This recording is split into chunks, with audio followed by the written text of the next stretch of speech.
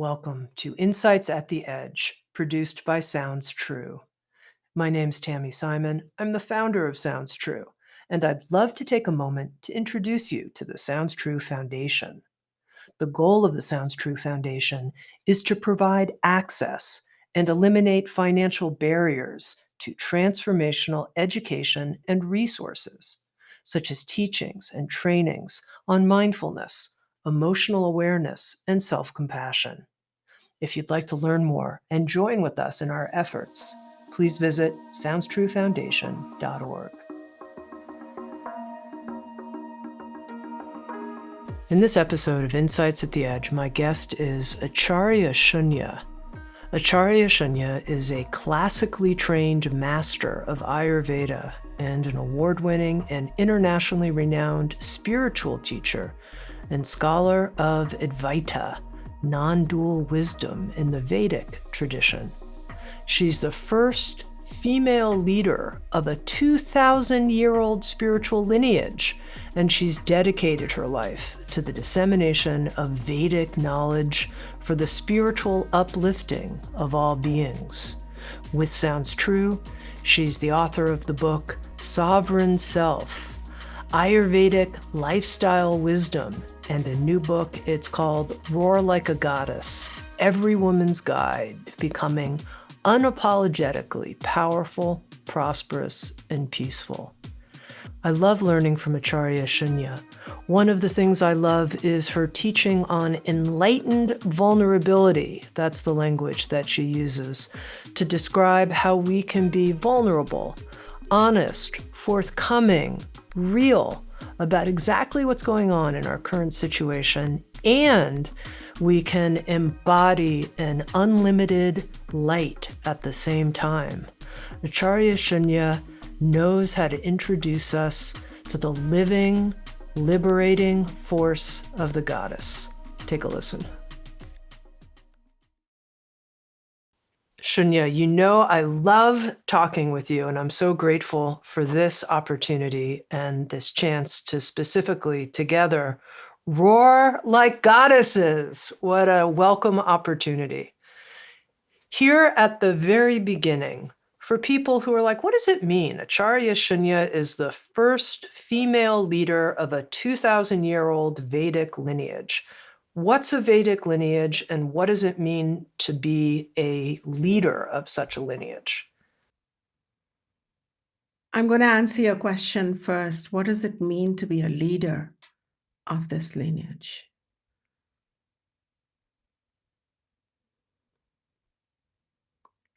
To be a leader of an ancient lineage, which is spiritual by nature, be it representing any tradition, means that you have to be fiercely and clearly connected with your own truth. There can be no self-deception here. And this truth cannot just be the truth that we can track to our own little individual self.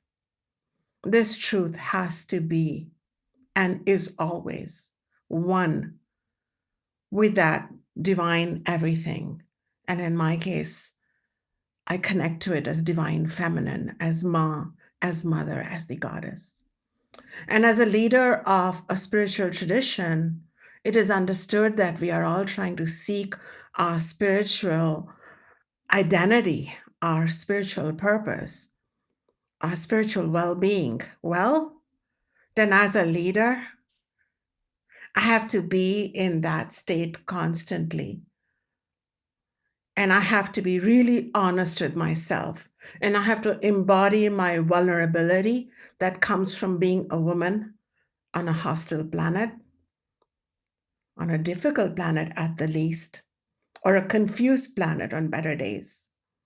And I also have to be enlightened at the same time with the knowledge of the Veda, which literally comes from the root word vid, with, which means, which is not the English with, but the Sanskrit with, which literally means to know, to be aware of what?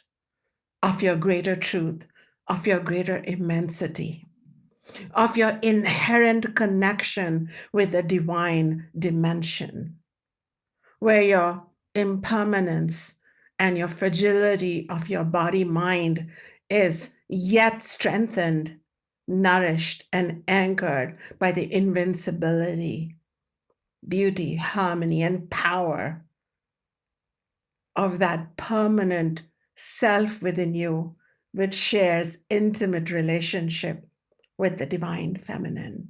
And for thousands of years, Tami, my family has been sharing this knowledge through its revered scriptures like the Upanishads, the Bhagavad Gita, the philosophies contained in Charak Samhita or the Yoga Sutras, and also leading the way through a divine feminine, devotional, empowering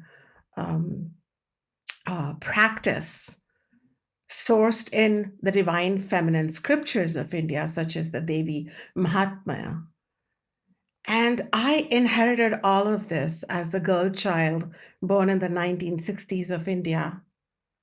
But while the Vedas themselves are empowering, and they have a name for women like me who are spiritual teachers, and we are called a Brahmavadini, which means one whose consciousness is all pervading. She cannot just be a box into this box of a wife or a mother or a daughter or a sister. She can be all of those, and yet she is all pervading because she's connected with that all pervading omniscient truth. But then in the India of 1960s, patriarchy had begun to call the shots.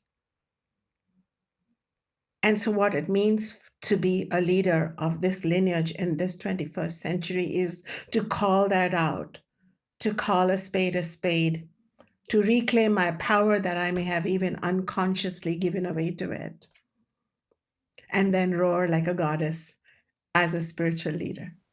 Mm-hmm. What brought you, Shunya, specifically to teach and then write about the goddesses in Vedic literature? What brought that on? I come from a lineage that is not monastic. There is a choice between a monastic or a householder lineage in the Vedic tradition, and we are a householder lineage. And we take on partners, lovers, husbands, wives.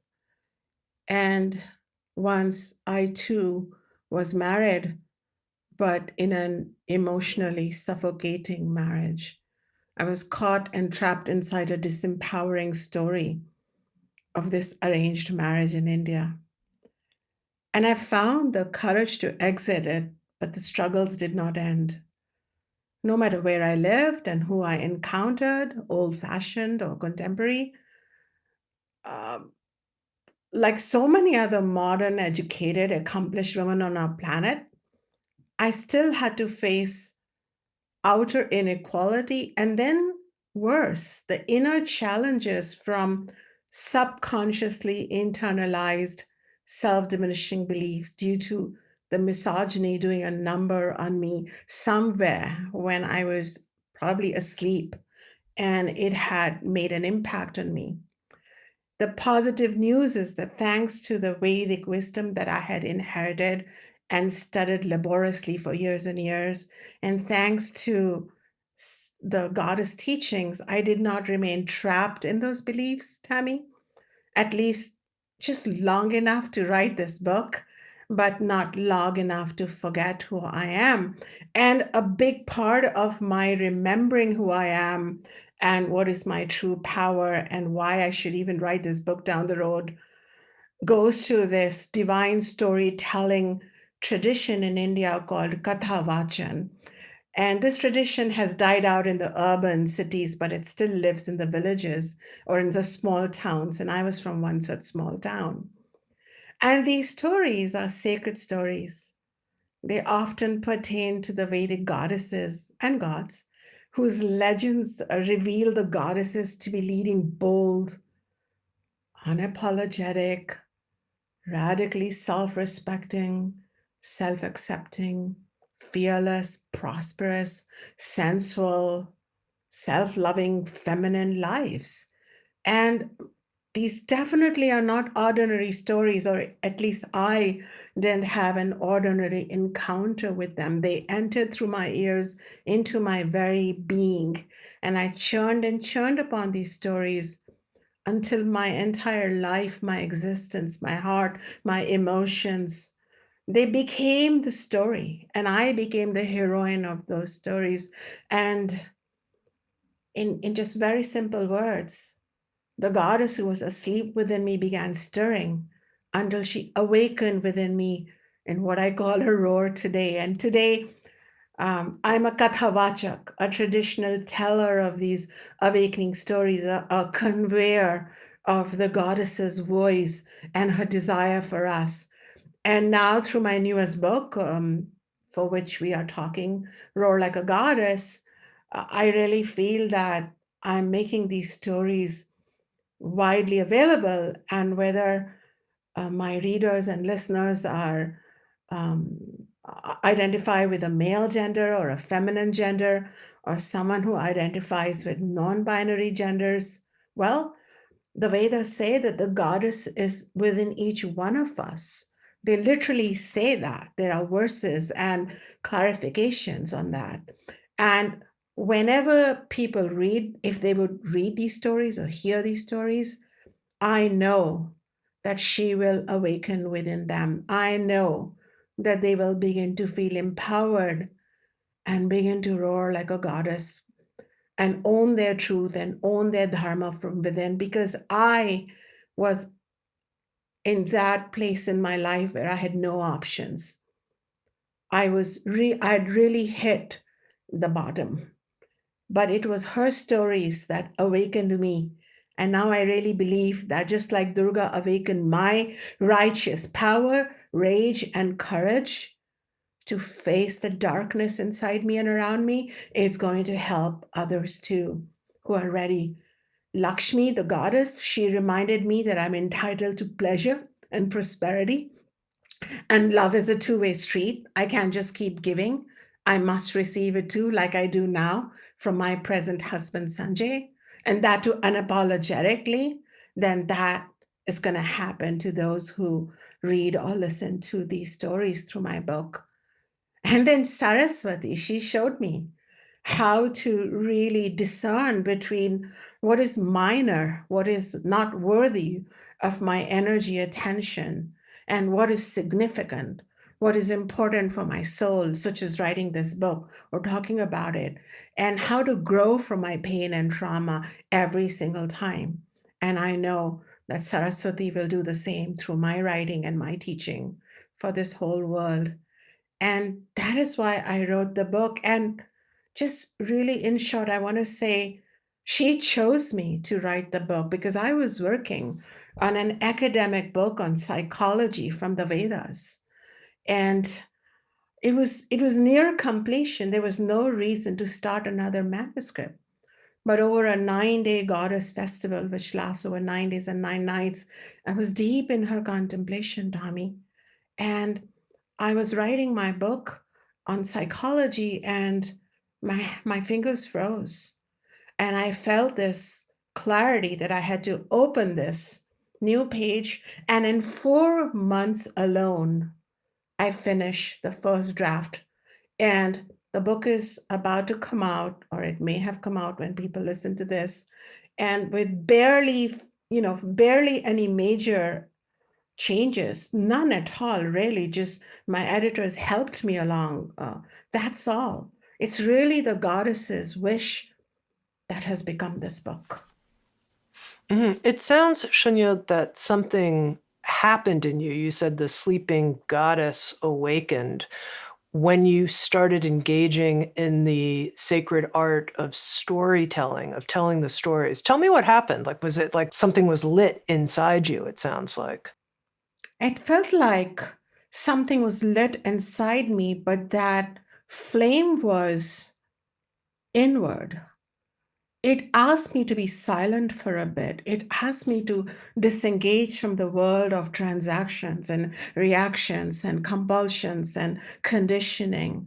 And I withdrew into myself for a while there. But it was not this dark place anymore. It was this powerful place where there would be a room full of people having a conversation. And I didn't want to say a single word because none of that mattered.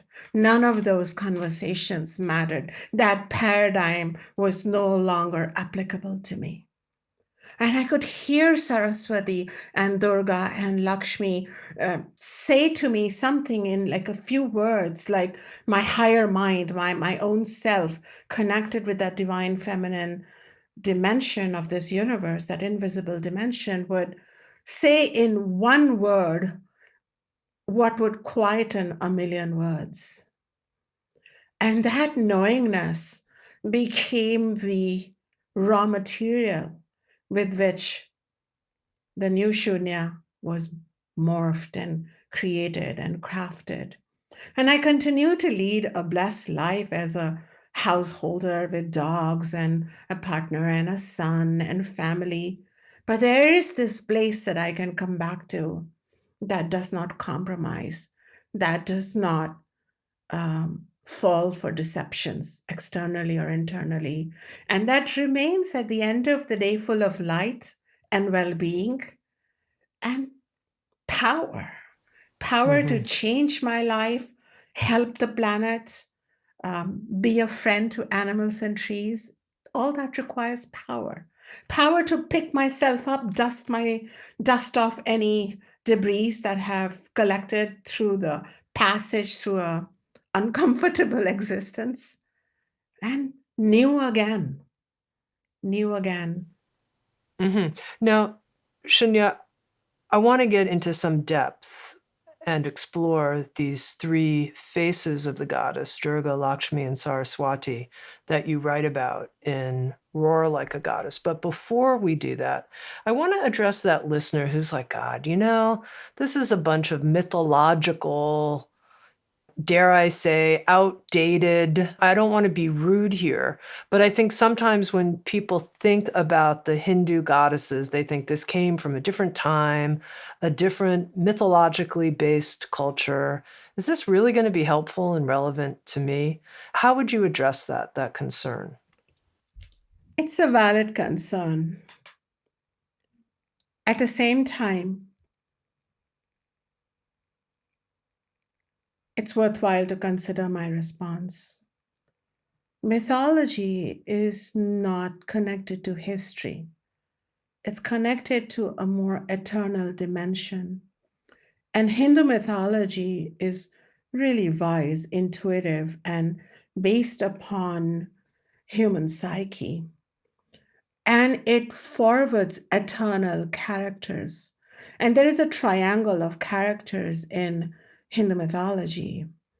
There are the asuras, who are ignorant, blindsided, self absorbed, self entitled, and they live only to enjoy for their own power.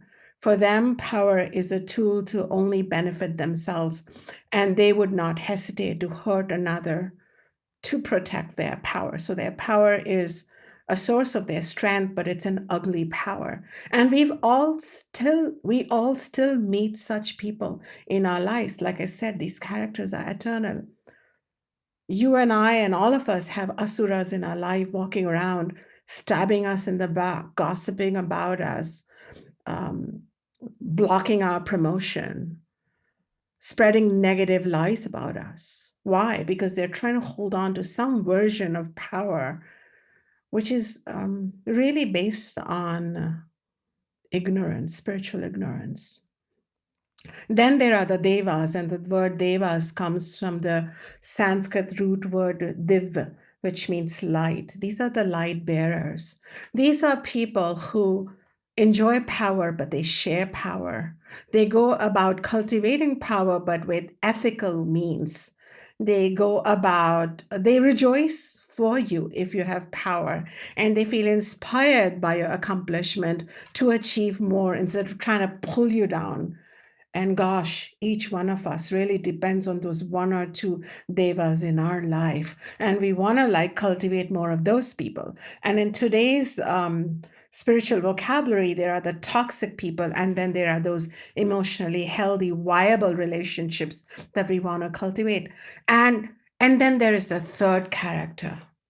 This is the character that is witnessing both the darkness and the light, the shadow and the self, the confusion and the clarity, the dishonesty and the truth, the pretense and the authenticity, the illusion and the reality, represented respectively by asuras and devas. And that is the goddess. And the goddess here is not just an airy fairy deity somewhere far away or only revered by the brown skinned people in India. No, the goddess here represents that ultimate divine reality that dwells as a potential within each one of us, even the dark people and the people with light, the darkness bearing people and the light bearing people. She dwells within us, and she can emerge from within us through storytelling, story listening, and through understanding her symbolism, understanding her invitation to embody dharma. And dharma simply means embodying those conscious thoughts, attitudes, ideas, and beliefs that not only make us humane, but make us almost akin to being superhumans in terms of our own power, potential, and invincibility, to be able to reinvent ourselves again and again and give ourselves boundless opportunities. So, this triangle is what is represented here in my book and in my teachings. Do you want to find the darkness within you too, that those confusions, those entitlements, that ignorance where you think you are just this one-off person, you versus others and you versus the world? Well, then let's look at that and let us annihilate that the seed of that selfishness, which is ignorance, through the goddess wielding her sword of knowledge and dharma. And if you have those aspects of your own mind which are filled with light and clarity and generosity and understanding that you're sharing this planet and you are passing through this planet and you can make a difference while you're here, and you're not just a body with a soul, but you are a soul with a beautiful body and mind to use as a gift for yourself and others, then the goddess says, I'm with you. I'm going to support you. And when you want to go and make a difference, you want to light more lights, just remember me, and I'm going to expedite your power. I'm going to expedite your abilities.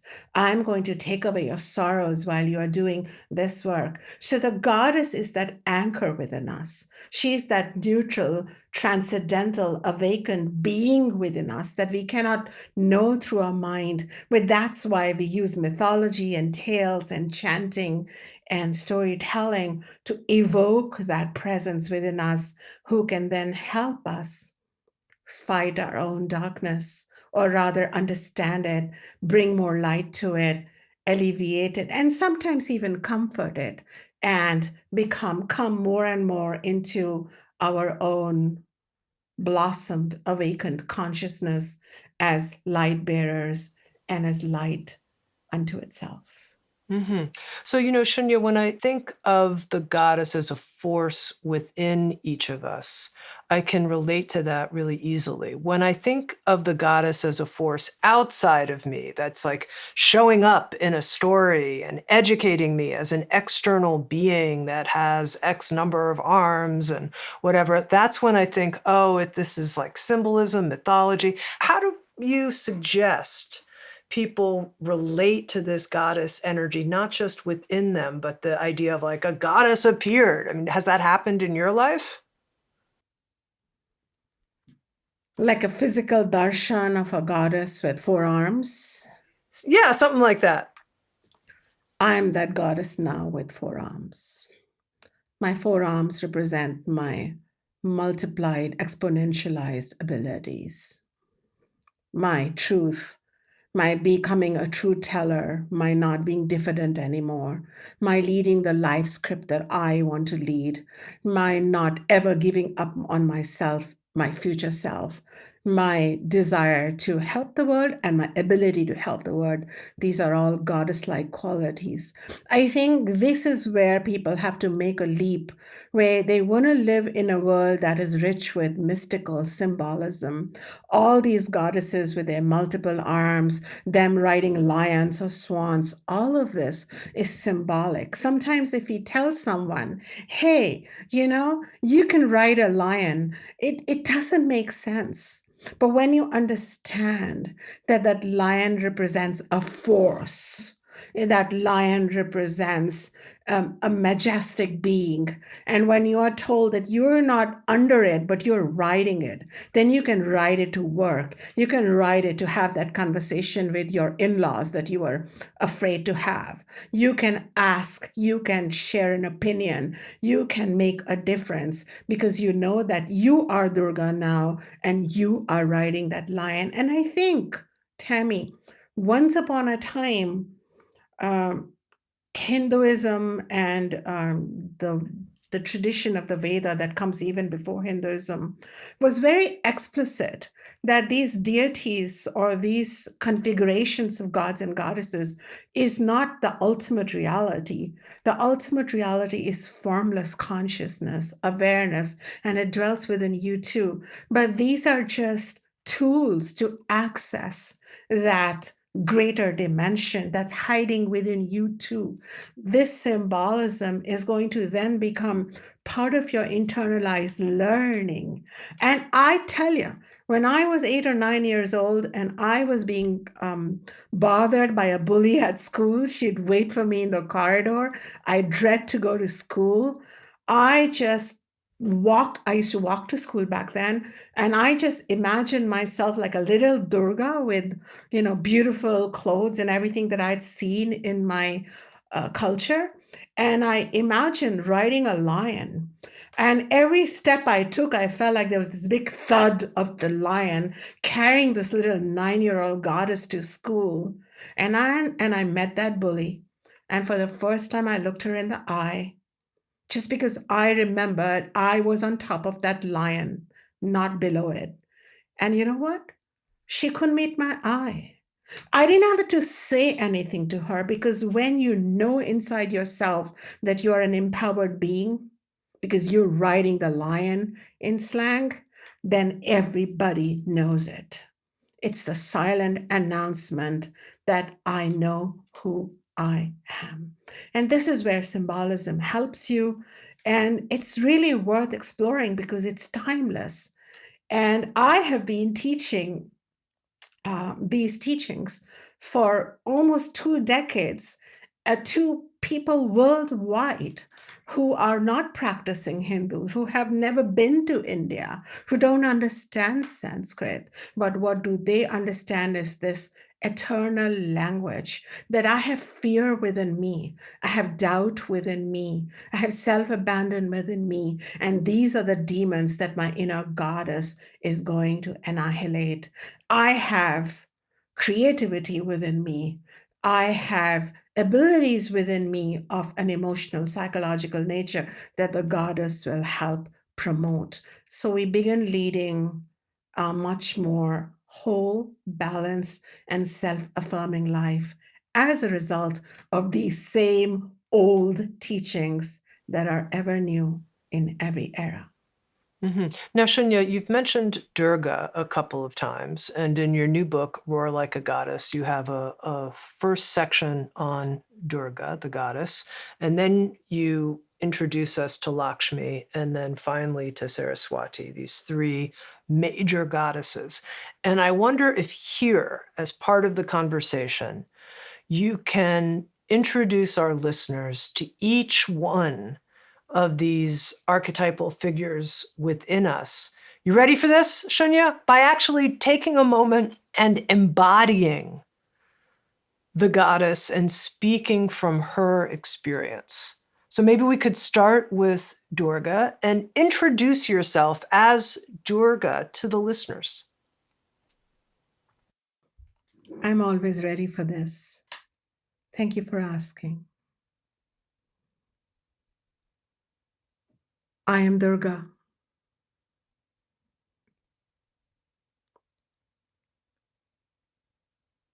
This name may surprise you.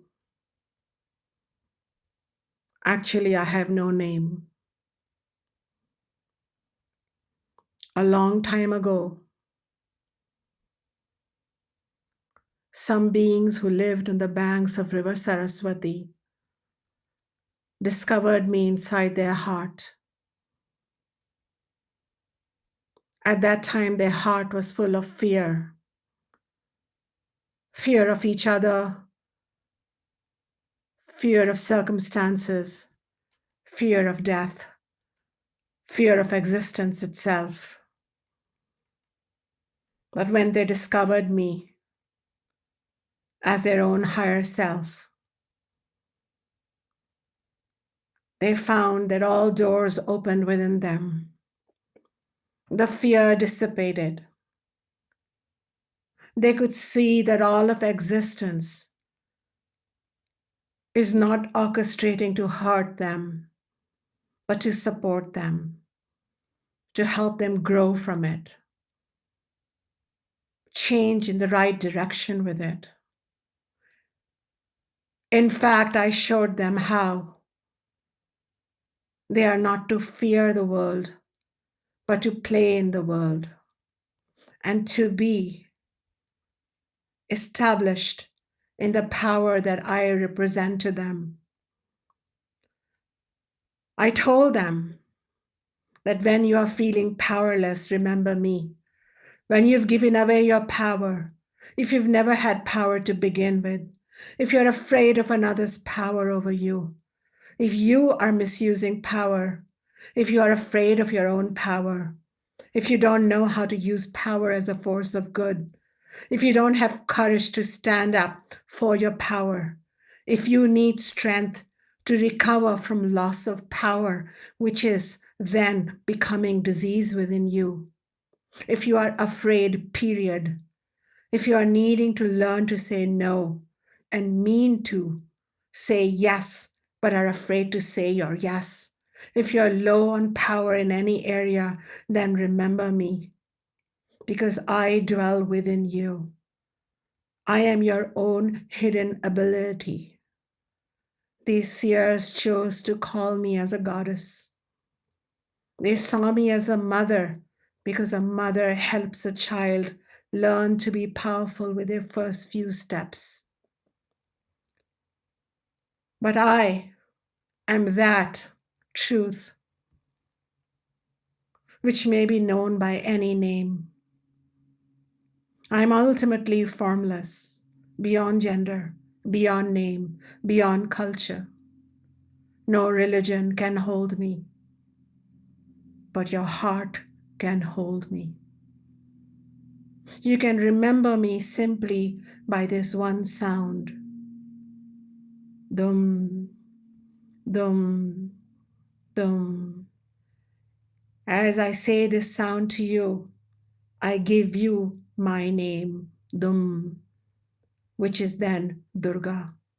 Dum means removing of obstacles, removal of fear, removal of tiredness, removal of fatigue from this existence, renewal of joy, renewal of courage, renewal of positivity, and renewal of your connection with me, that eternal force. Dum, dum, dum.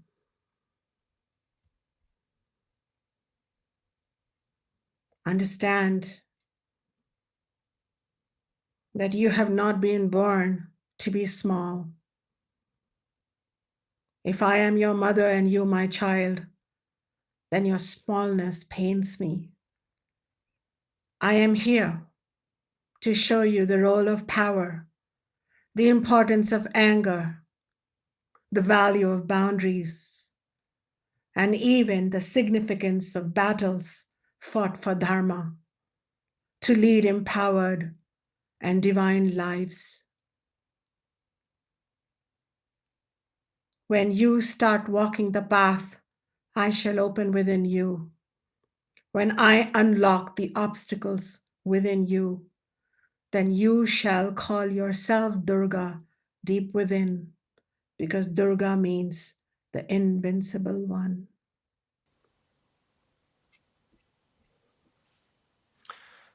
Now, Shunya, specifically, if someone has some kind of challenge related to their own empowerment, like a feeling of not really being worthy or lovable or just something like that, how can they work with this Durga energy to embody her empowerment? And this is where teachers like myself find our role in connecting people and their self-doubts and their confusions or their separateness from this paradigm to her wisdom. Because then I'm able to explain to them, and this will take some time reading the book really or listening to it in the spoken version. But Durga is a power that is inherent in every power. We already have some level of physical power, emotional power, psychological, spiritual power, but she is that ultimate power. And how to activate that power takes some listening or reading and then internalizing that wisdom. She explains Durga's archetype helps us understand, for example, how not the importance of anger. And for generations, for eons, people of a certain gender, non-binary gender, or certain color and race, they're told that their anger is dangerous, while others with other genders and other races and other skin colors can embody their rage and it's all fine.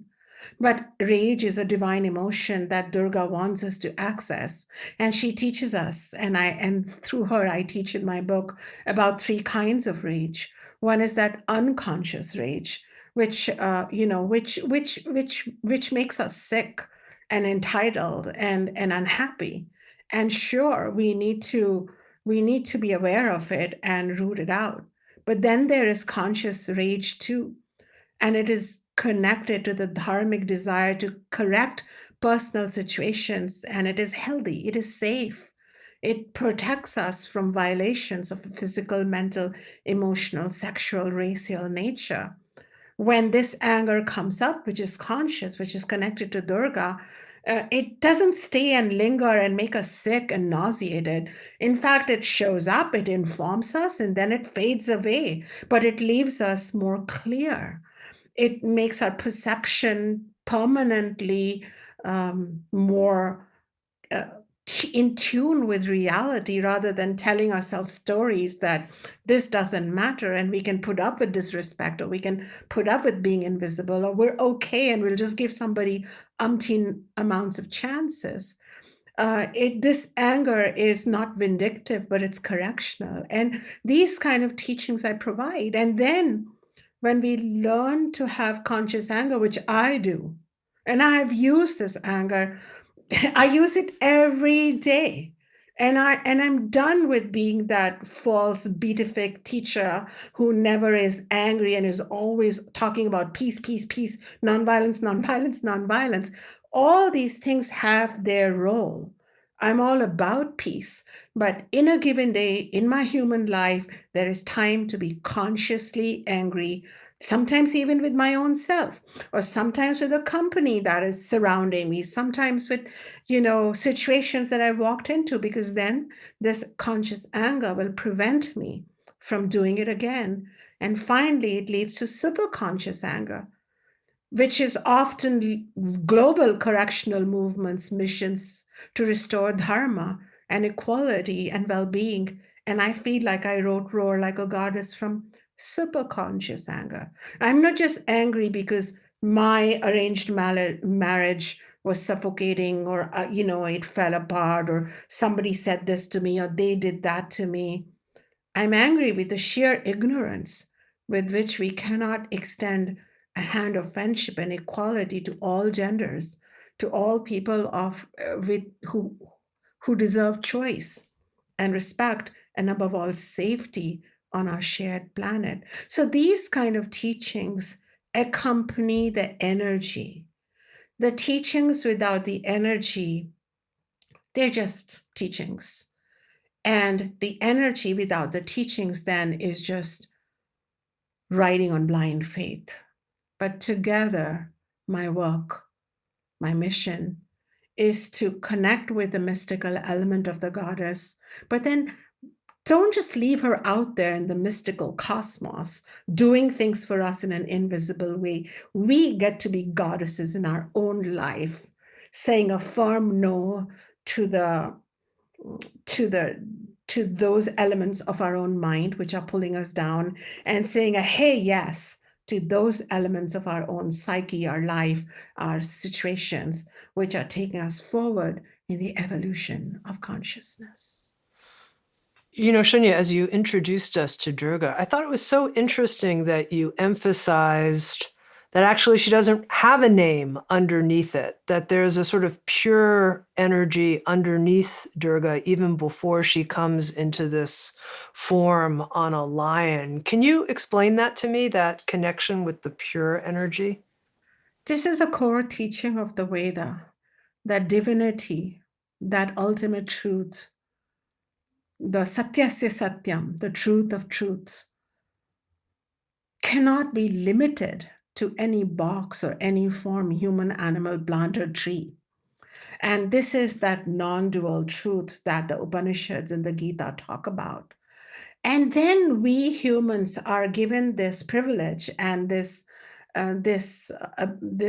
opportunity to give this nameless, formless, all-pervading, omniscient reality that is one for all of us different names, different forms, and go to it as the Divine Mother and her, goddess avatars, or Divine Father and those male god avatars, or even divine mixed gender. And we have this god with a mixed gender body, Ardhanarishvara, half woman, half feminine, half masculine, or some version of it as the ultimate reality.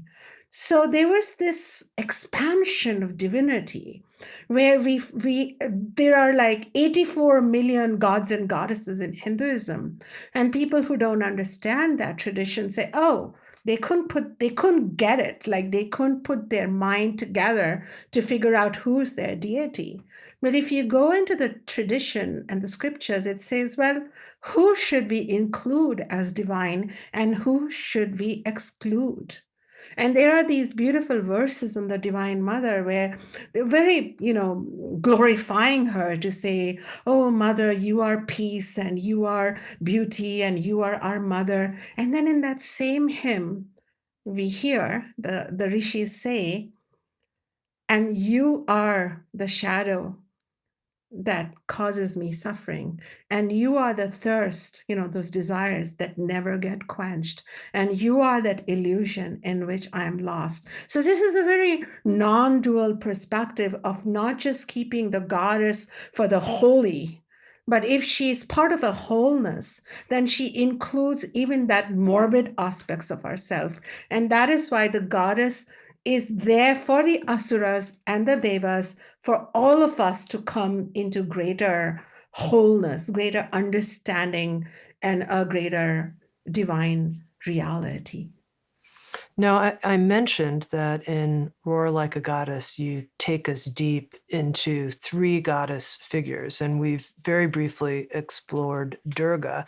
And one of the things that was interesting to me, Shunya, is how you said there was a type of evolution or progression, that the energy of Durga transforms, if you will, or evolves into Lakshmi and then Saraswati. Can you explain that progression? There is only that one force, nameless, formless, which then appears as goddess, Durga. And she is that force, or that name, and that embodiment of that force is really helpful. We see the law of gravitation, that's a force. We see the oscillation of the earth on its own axis. That's a force. Somebody is doing this. We're not doing this. This is being done for us. You and I both were like single-celled creatures in our mother's wombs, and we have become these, these people today who are birthing so many things in the world. We didn't choose this body. There was a greater force again.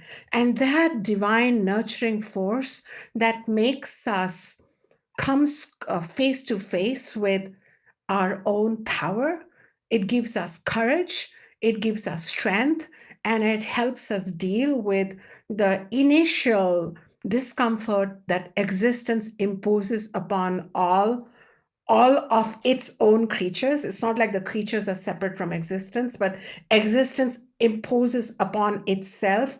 Then the force that we want to call upon at that time is Durga, because Durga then reminds us, wait a minute, you're not separate from this minute. From this universe. Wait a minute. It's not like you study about the law of gravitation and the law of elevation and the law of manifestation and the law of attraction as separate things. They're all dwelling within you. And if you want, you can remember me as Durga, whose root sound is Dum, which then starts opening you to all these facets. And if that's not enough to chant my name here, I'm going to introduce you to storytellers like Shunya, who's going to remind you that she dwells within you. But then when that work is done and we are feeling more safe, more stable, more confident, we are not abandoning ourselves, we're not hiding from ourselves, we are not constantly working for approval. We're breathing, we're relaxed, we are understanding life, we're understanding the law of impermanence and permanence working together. At that time comes along goddess Lakshmi. And it is the same goddess who now starts roaring with pleasure, with prosperity, with abundance, because she says, yay, now you're here. You've landed on your 2 feet. You're feeling safe. You're feeling comfortable and courageous. Now let's have some fun. Let's play. And after we've played, let's also help others. So she teaches us how she establishes the law of dharma. She's known as Dharma Nilayai Devi. She is the giver of the law of dharma, which says we're all connected and we should be there for each other. And dharma also includes the permissions that we can give ourselves to be materially abundant. That's number one, to be sexually playful and free and happy with our sexual, sensual self, enjoy the pleasures of food and luxuries and silks and whatever that it takes in the world in a material sense to be happy. And that's number two. Number three, Lakshmi says to us, you know what? While you're enjoying life, don't forget that the pain of others is your pain. Try and practice some generosity, some gratitude, and some nonviolence if possible. Speak the truth, be compassionate. So she gives us those kind of teachings of Dharma. And fourthly, she represents moksha or mukti or nirvana, or what is known as awakening. She says, you have a pretty good life. Do you want to know what else is there? Do you want to awaken to something invisible, deeper, truer, and more abiding within you? This body shall wither, this mind shall become confused or frozen with time and faded with time. Then find that soul. So she represents all of that. And once we are playing with all this, she herself becomes Saraswati, especially when we get more involved with dharma and moksha. And then she starts turning our attention inwards. She makes us listen to podcasts by Tami Simon and read books by Acharya Shunya, because we're now interested in a deeper journey. Our quest has gone beyond like needing to survive in a hostile planet to then thriving and playing in a beautiful planet, to now seeing this planet as an opportunity for our soul to wake up, to see it as a school for souls, and to start our inward journey. And it is said that at some critical time, Saraswati herself becomes a book. She becomes the Veda. She becomes the guru. And she becomes the true disciple within. And it's really one non-dual dimension. And it's a deep journey that is described here. And I personally have held on to each of these goddesses at different times of my life when I was struggling to find my voice as the first female lineage holder of an all-male lineage in a patriarchal culture. Durga was my go-to goddess, and I just remembered her, and I had to often ride my lion in different settings.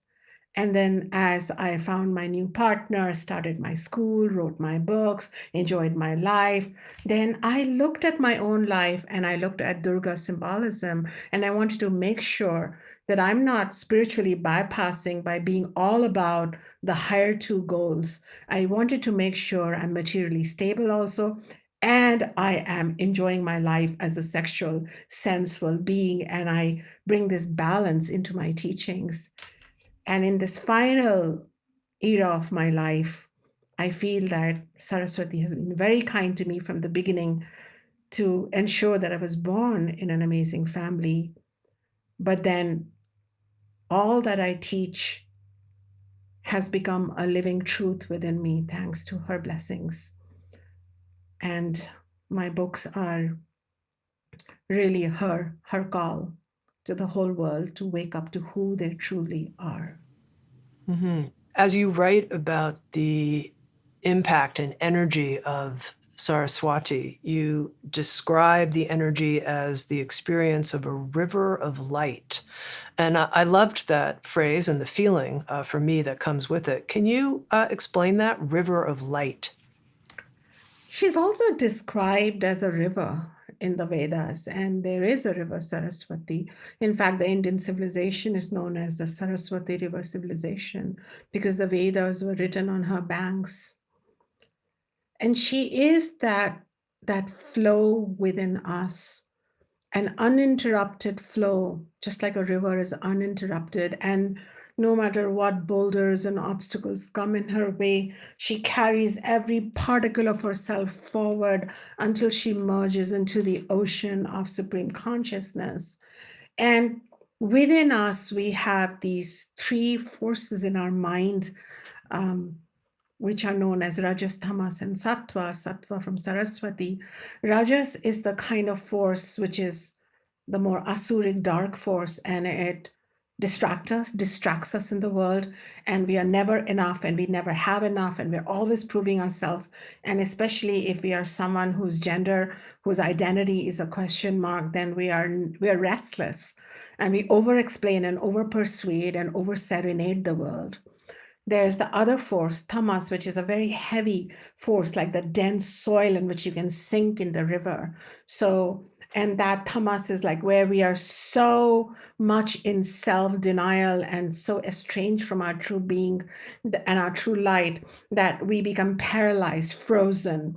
We are in despair. We are in the depth. We are at the bottom of our own consciousness. We cannot really even express what we need, what we want, and we waste away and we rot away in the darkness of our own mind. But then there is this third quality, which is represented by the goddess, which is represented by Saraswati as a river of light, and it is always flowing from within us.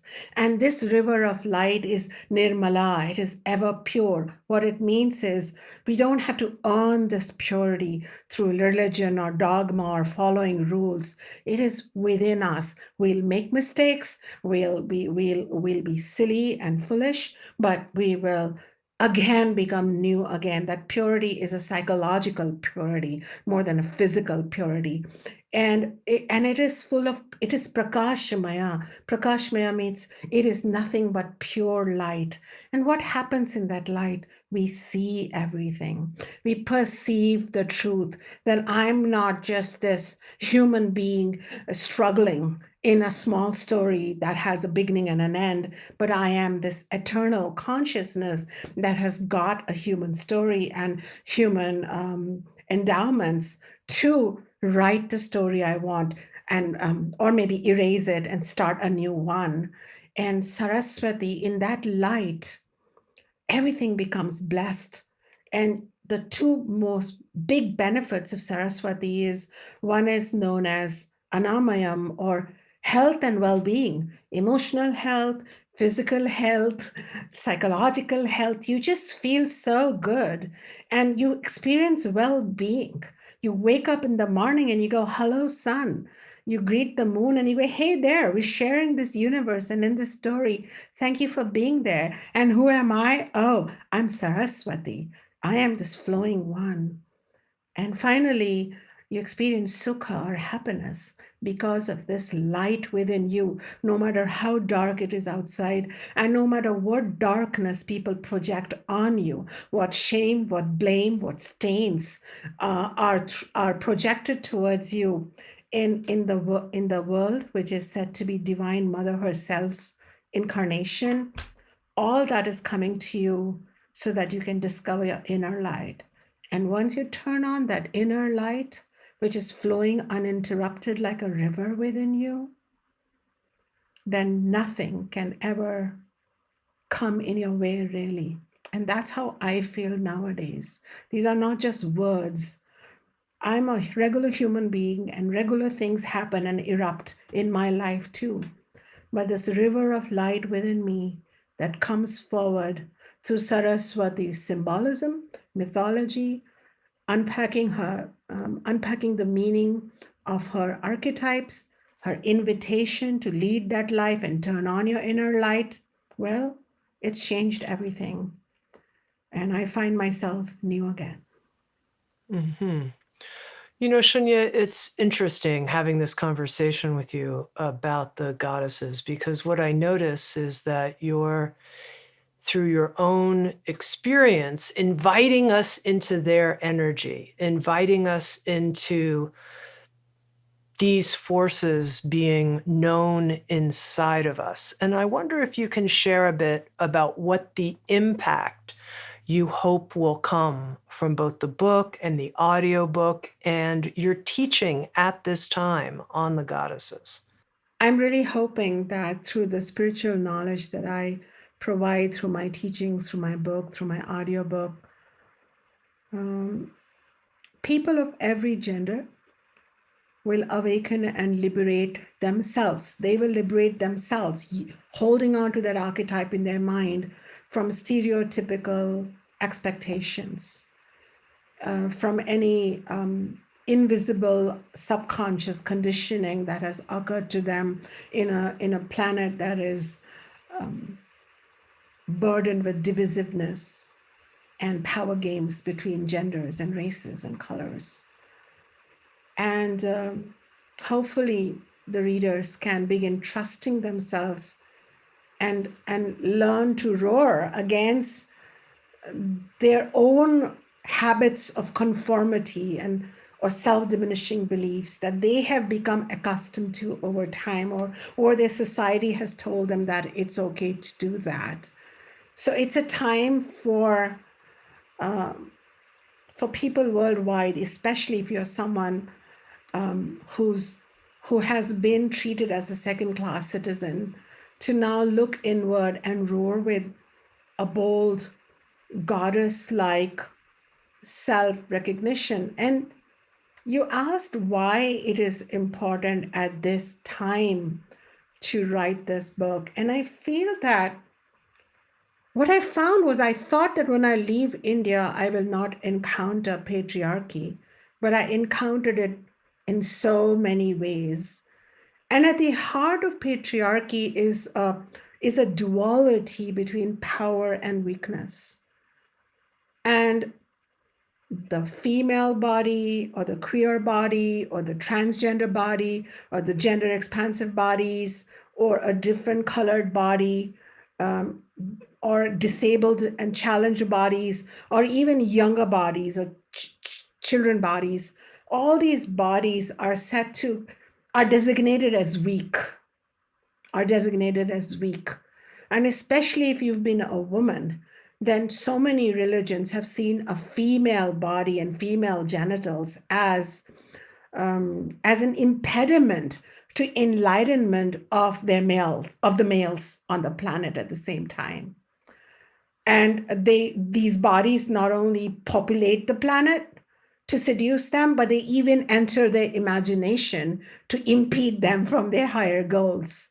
Now, all these subtle things. So patriarchy is not just like a woman not getting equal pay, but it's about looking into our own history, our own mythology, our own eternal archetypes to see if really, have women always been this disempowered, or were they cultures, eras, traditions, scriptures, and role models of a very different kind of an existence for these different gendered beings who are not on top of the, echo chain, so to say.